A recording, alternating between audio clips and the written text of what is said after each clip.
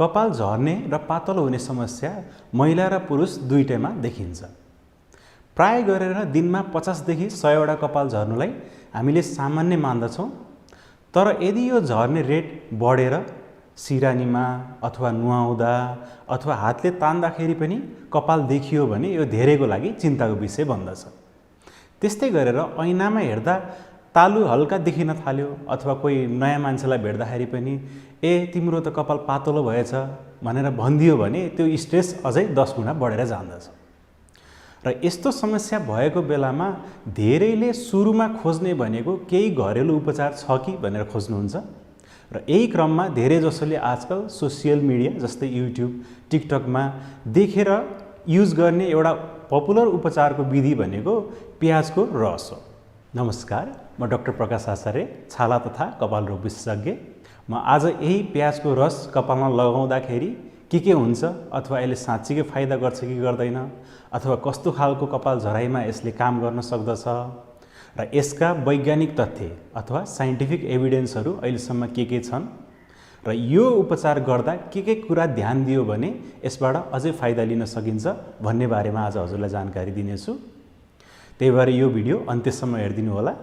म मेरो च्यानलमा छाला र कपाल सम्बन्धी यस्तै जानकारीहरू दिने गर्दछु। त्यही भएर हजुरलाई पनि यसमा इन्ट्रेस्ट छ भने कृपया मेरो च्यानल सब्स्क्राइब गर्न र यो भिडियो लाइक गरिदिन नबिर्सिदिनु होला।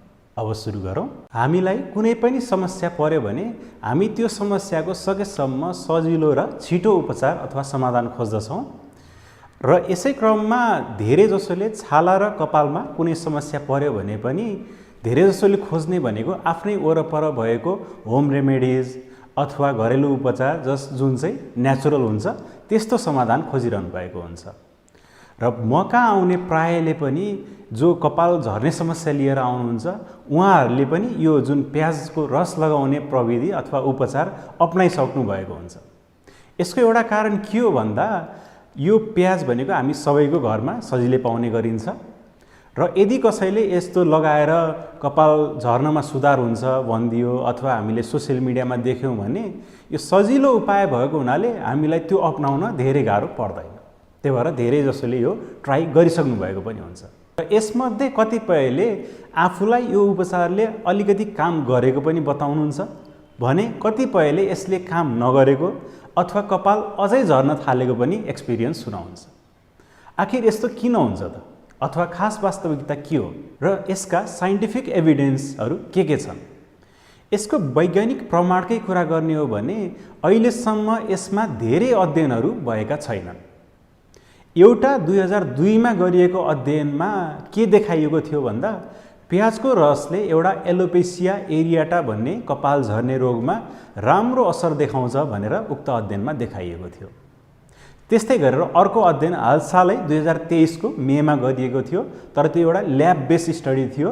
यसमा के देखाइएको थियो भन्दा प्याजकै प्रजाति अथवा जिनसमा पर्ने एलियम हुकेरी भन्ने बिरुवाको एक्सट्र्याक्ट युज गरेर कपालको जरालाई ट्रिट गरियो भने यसले कपालको जरामा भएको डर्मल प्यापिला सेल्समा राम्रो असर देखाउँछ र कपाल झर्न रोक्न सक्दछ भनेर देखाइएको थियो। त्यस्तै अर्को एउटा अध्ययनमा अदुवा जुन प्याजकै प्रजातिमा अथवा जिनसमा पर्दछ यसको पेस्ट युज गरेर पनि एलोपेसिया एरियाटा भन्ने रोगमा फाइदा मिल्दछ भनेर एउटा अध्ययनले देखाएको छ। र अब कुरा गरौँ यदि प्याजको रसले साँच्चीकै कपाल झर्न रोक्दछ अथवा नयाँ कपाल उमार्छ भने यसका मेकानिजमहरू के हुन सक्दछन् त? प्याज र अदुवा दुवै एउटा एलियम भन्ने जिनस अथवा प्रजातिमा पर्दछन् र यिनीहरूमा सल्फरको मात्रा एकदम धेरै हुने गर्दछ। र हाम्रो कपालको सबैभन्दा बाहिरको भाग जसलाई हामीले क्युटिकल भन्दछौँ, यो क्युटिकल भन्ने पार्ट प्रोटिनहरूले बनेको हुन्छ जसलाई जोड्ने भनेको सल्फर अथवा डाइसल्फाइड बोन्डहरूले जोड्दछन्। र एउटा हाइपोथेसिस के गरिन्छ भन्दा प्याजको रसमा हुने सल्फरले गर्दा यो क्युटिकललाई स्ट्रङ बनाएर हाम्रो क्युटिकल स्ट्रङ भयो भने कपाल झर्ने र टुक्रिने समस्या कम हुन्छ भनेर एउटा हाइपोथेसिस गरिएको छ। तर यसमा अर्को कुरा के छ भन्दा हामीले लगाएको प्याजको रस कपालको जरामा कतिसम्म पुग्दछ भन्ने कुरा एउटा आउँछ। किनभने हाम्रो कपालको जरा छालाको तहभन्दा अलिकति तल नै हुने गर्दछ र प्राय हामीले तालुमा लगाउने केमिकल अथवा झोलहरू कपालको जरामा पुग्न अलिक गाह्रो हुन्छ। त्यही भएर यो कुरा अहिलेसम्म एउटा हाइपोथेसिस मात्रै छ र प्रमाणित हुन बाँकी नै छ।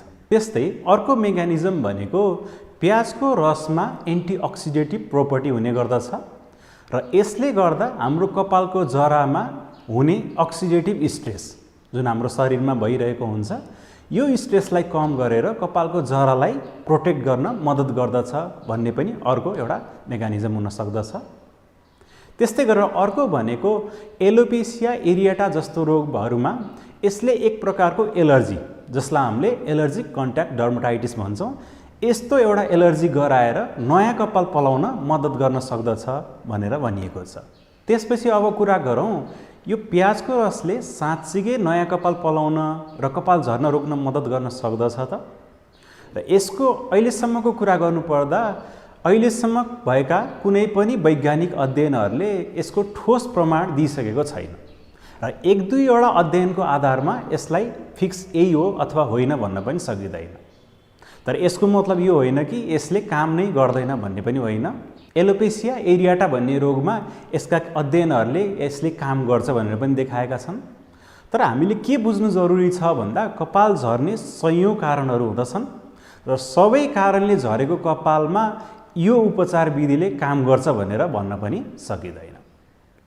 र त्यसपछि अब कुरा गरौँ किन यो उपचारले कसैमा काम गरे जस्तो देखिन्छ र कसैमा काम गर्दैन अथवा उल्टै कपाल झर्न सक्दछ यसको बारेमा कुरा गरौँ। र यो कुरा बुझ्नको लागि हामीले कपालको हेयर साइकलको बारेमा बुझ्नु जरुरी हुन्छ। हाम्रो कपालको साइकलको एउटा टेलोजेन भन्ने स्टेजमा हाम्रो कपालहरू झर्नलाई रेडी भएको हुन्छ र कतिपय कुराहरूले जस्तै कुनै रोग लाग्यो जस्तै डेङ्गु कोरोना टाइफोइड आदि भयो भने अथवा कसैलाई धेरै मानसिक तनाव भयो खानपिन मिलेन अथवा धेरै वेट लस अथवा तौल घट्यो भने कहिलेकाहीँ हाम्रो कपालहरू एकैचोटि यो टेलोजेन अवस्थामा पुग्दछन् र त्यो बेला हाम्रो कपालहरू धेरै झर्दछन् र जुन अवस्थालाई हामीले टेलोजेन इफ्लुभियम पनि भनिन्छ। त्यस्तै गरेर कतिपयमा कपालले एउटा सिजनल ट्रेन्ड पनि फलो गरिरहेको हुन्छ।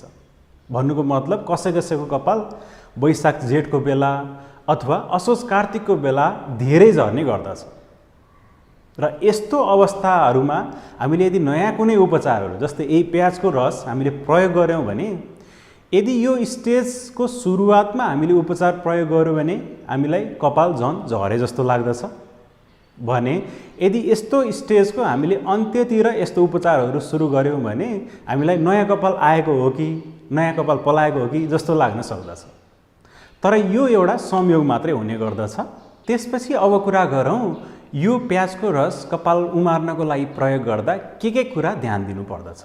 पहिलो र सबैभन्दा महत्त्वपूर्ण ध्यान दिनुपर्ने कुरा भनेको हामीले यस्तो घरेलु उपचारहरू गर्दा यसको कुनै साइड इफेक्ट्स नभए पनि अथवा धेरै खर्च नभए पनि हामीले के ख्याल गर्नुपर्दछ भन्दा कहिलेकाहीँ यस्तो उपचार गर्दा गर्दै डिले इन ट्रिटमेन्ट अथवा उपचार गर्न ढिला हुन सक्दछ र यो कुरा यो कपाल झर्ने समस्यामा पनि लागू हुँदछ।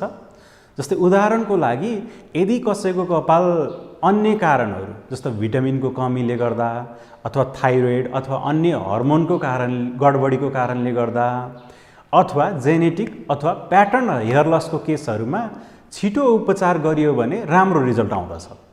तर घरेलु उपचार भनेर यदि यस्तो कुरा ट्राई गरेर यसले काम नगर्दै पनि त्यसमा समय बर्बाद गरियो भने कहिलेकाहीँ उपचार खोज्न ढिला भएको पनि हुन सक्दछ। त्यही भएर यो कुरा ध्यान दिनुपर्दछ। त्यही भएर के ख्याल गर्ने भन्दा यस्तो उपचार गरियो भने पनि केही समयपछि आफूलाई काम नगरेको जस्तो फिल भएमा डाक्टरलाई भेटेर प्रोपर इन्भेस्टिगेसन र ट्रिटमेन्ट गरेको बढी राम्रो हुन्छ। त्यस्तै अर्को ध्यान दिनुपर्ने कुरा भनेको यस्तो उपचारहरू गर्दा कहिलेकाहीँ कसैलाई एलर्जी हुन सक्दछ। त्यस्तै गरेर कसैको यदि एक्जेमा सोरियासिस जस्ता रोगहरू छन् भने यस्तो उपचारले कहिलेकाहीँ त्यस्तो रोगहरूलाई बढाउन पनि सक्दछ। त्यही भएर यो उपचार अपनाउनै परेमा सुरुमा एलर्जीको टेस्ट जसलाई प्याच टेस्टिङ भनिन्छ त्यो गर्न सकिन्छ जसमा हामीले थोरै रस लिएर छालाको थोरै भागमा लगाउने र यदि एलर्जी भएन भने मात्रै तालुमा अथवा पुरै कपालमा लगाउन सकिन्छ। र यसरी मैले आज हजुरलाई हाम्रो कपाल झर्नु र नयाँ कपाल पलाउनुमा प्याजको रसको के रोल छ र अहिलेसम्म के तथ्यहरू छन् भन्ने कुरा जानकारी दिएँ। हजुरहरूले पनि आफ्नो यदि यो प्याजको रस युज गर्नुभएको छ भने आफ्नो एक्सपिरियन्सहरू कमेन्टमा सेयर गर्न सक्नुहुन्छ। र आजको लागि यति नै। नमस्ते।